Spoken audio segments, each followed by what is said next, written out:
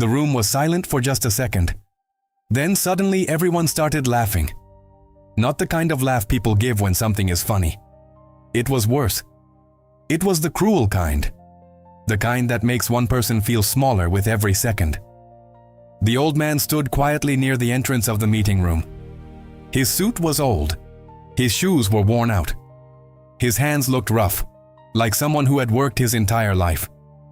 And in a room full of expensive suits, luxury watches, and powerful executives, he looked completely out of place.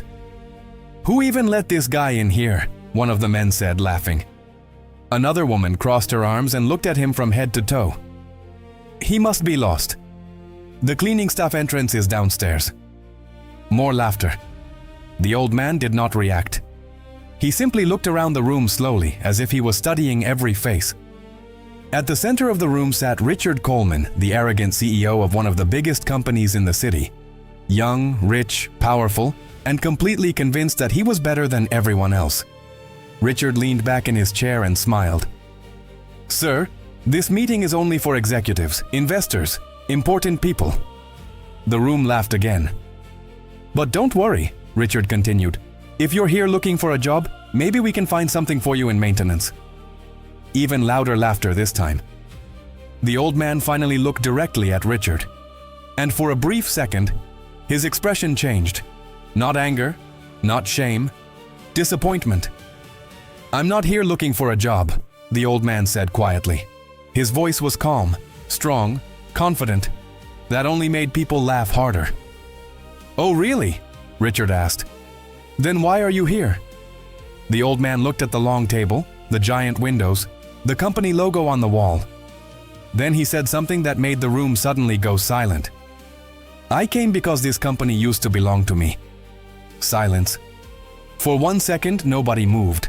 Then Richard started laughing harder than anyone. "Oh, this is perfect," he said.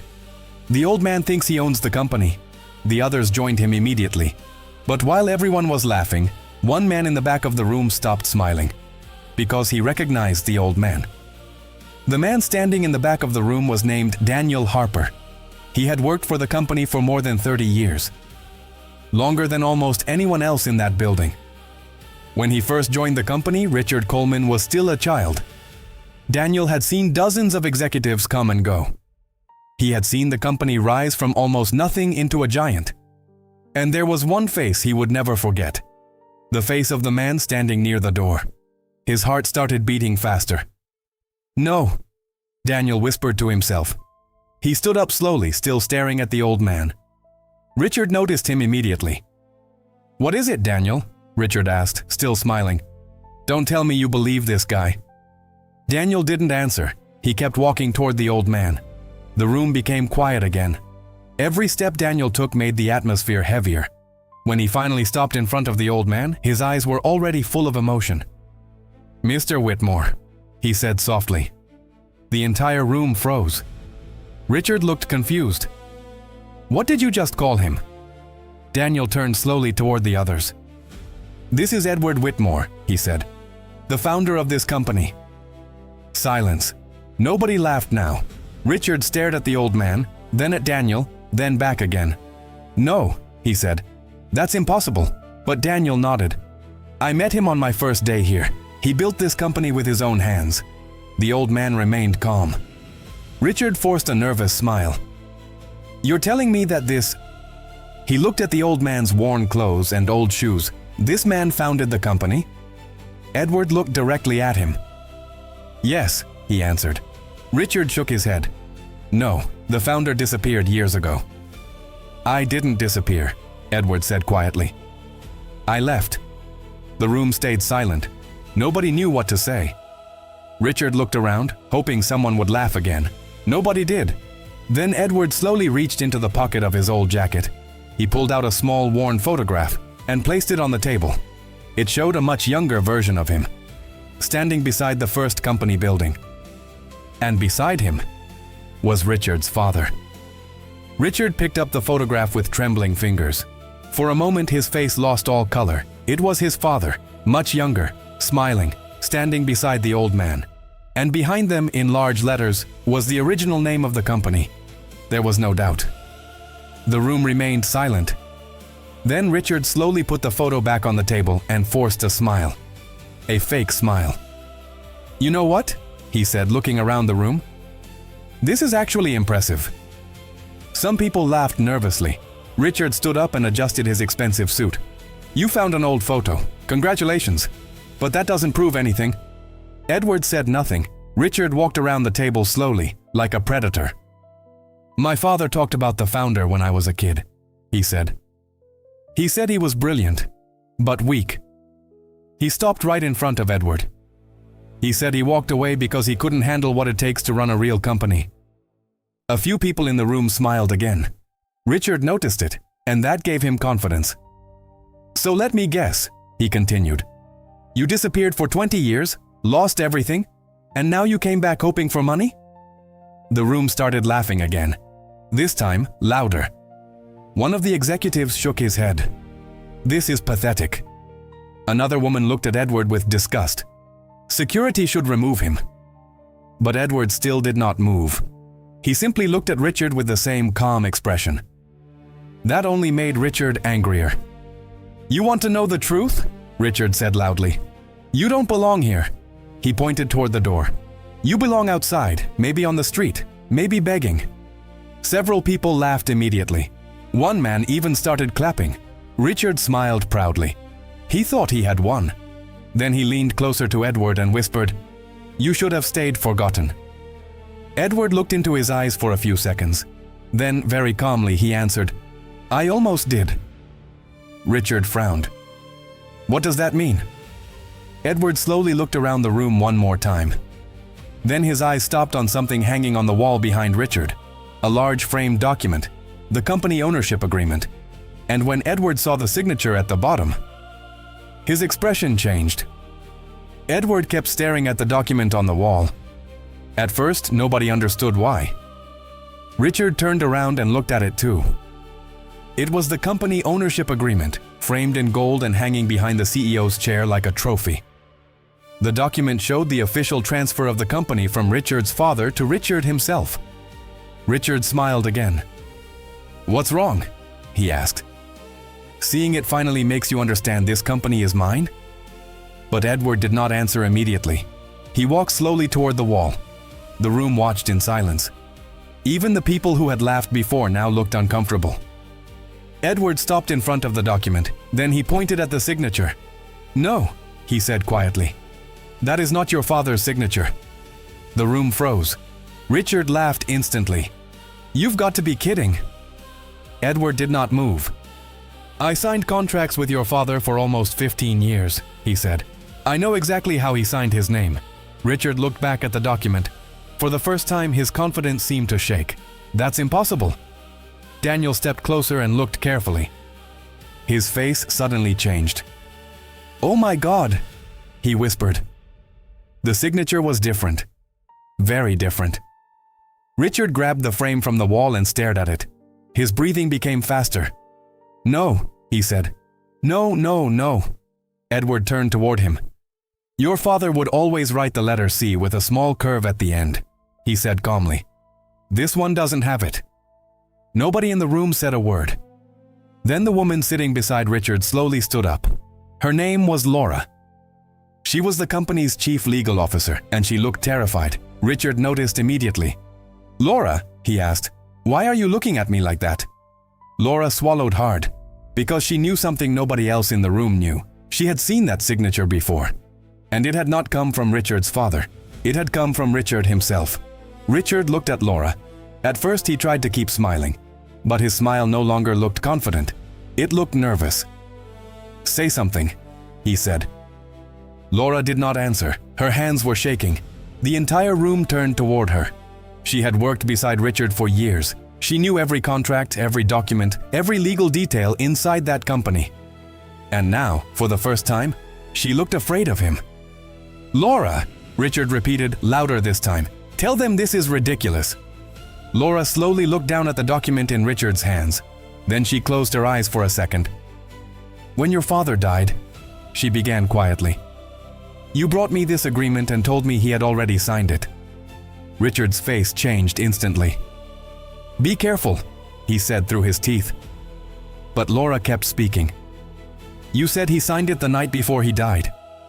Nobody moved. Nobody even breathed. Laura looked at Edward. I never saw your father sign that document, she said to Richard. I only saw you bring it to me. Richard slammed the frame down on the table. That means nothing. But now the panic in his voice was impossible to hide. Daniel stepped back slowly. Several executives looked at each other. The room that had laughed at Edward just minutes earlier was now staring at Richard in horror. You forged it, one of the men whispered. No, Richard shouted. Edward remained completely calm. Then he spoke again. Your father called me 2 days before he died. Richard looked at him immediately. He told me he had discovered what you were planning. The room exploded into shocked voices. Richard's breathing became heavier. He told me he was going to fix everything, Edward continued. And then suddenly, he died. Stop talking, Richard shouted. But Edward did not stop. He asked me to come back one day if something happened to him. Richard stepped backward. For the first time in his life, the most powerful man in that building looked weak. Then the conference room doors opened, and 2 police officers walked in. The moment the police officers entered the room, nobody moved. Richard stared at them in disbelief. What is this? He asked. Neither officer answered him. Instead, they walked directly toward Edward, and to everyone's surprise, one of them nodded respectfully. Mr. Whitmore, he said, we came as soon as we received your call. The room fell silent again. Richard looked completely lost. You called the police? He asked. Edward slowly turned toward him. No, he said calmly. Your father did. Richard frowned. That makes no sense. He's been dead for years. Edward nodded. Yes. But before he died, he left something with his lawyer.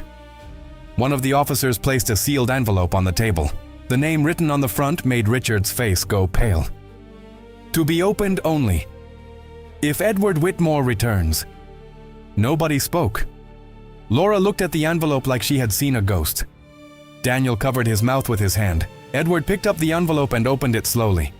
Inside was a letter. And a small flash drive. Edward handed the letter to Laura. Read it, he said. Laura's hands shook so badly she almost dropped it. Then she began reading out loud.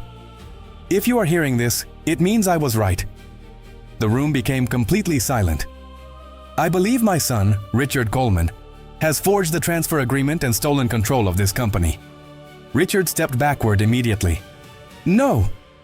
Laura kept reading. If Edward Whitmore ever returns, give him this letter and the evidence I recorded before my death. One of the executives sat down heavily in his chair. Another woman started crying. Richard looked around the room desperately. Don't listen to this, he said. He's lying. All of this is a lie. But nobody was looking at Edward anymore. Now they were all looking at him. Edward picked up the flash drive and handed it to Daniel.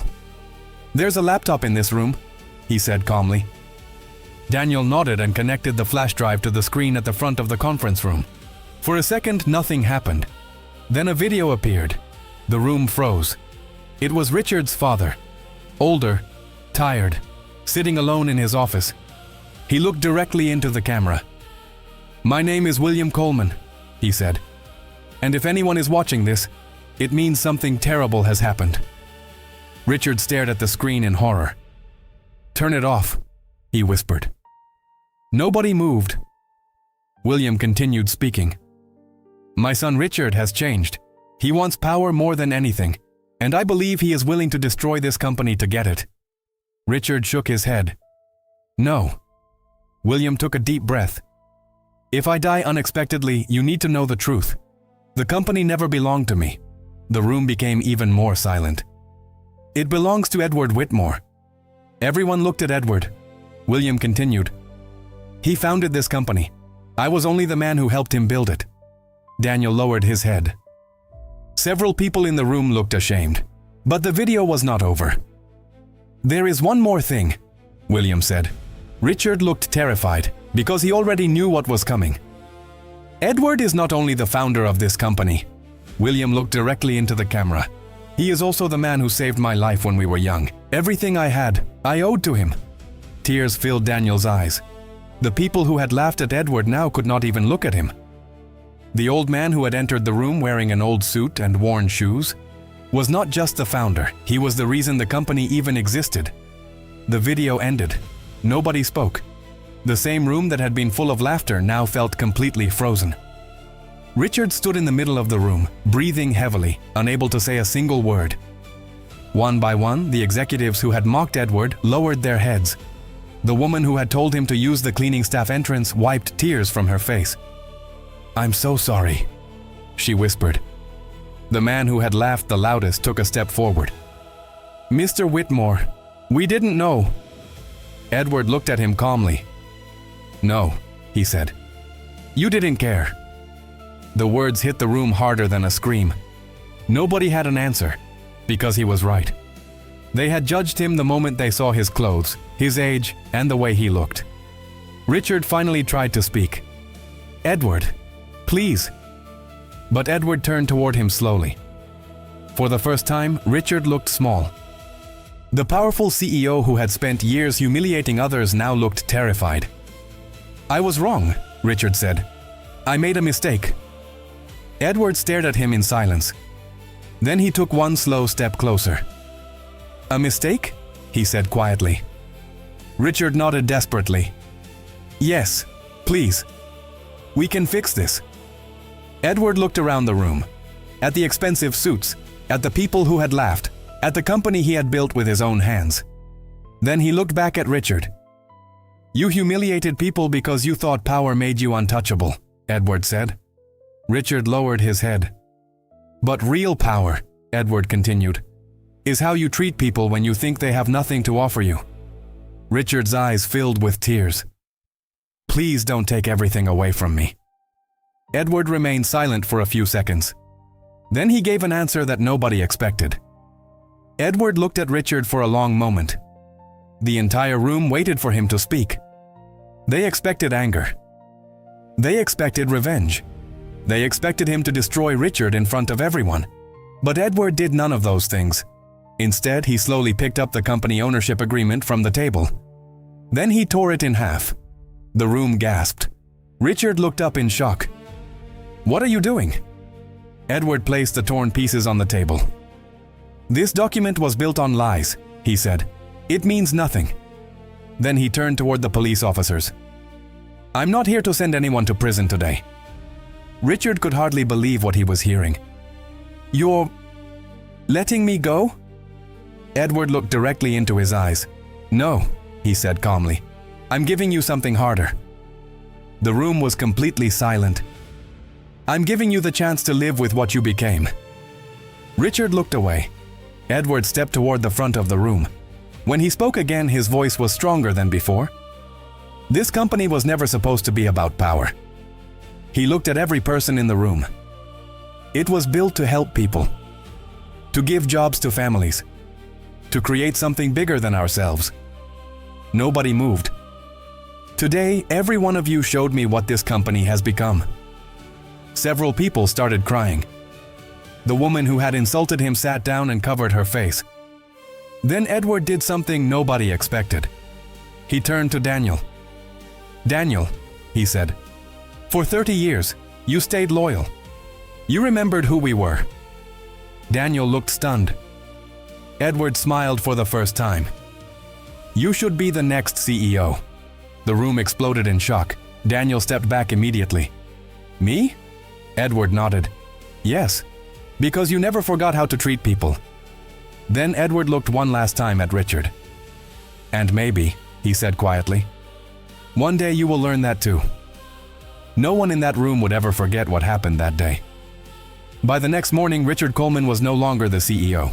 The story spread through the entire company in just a few hours.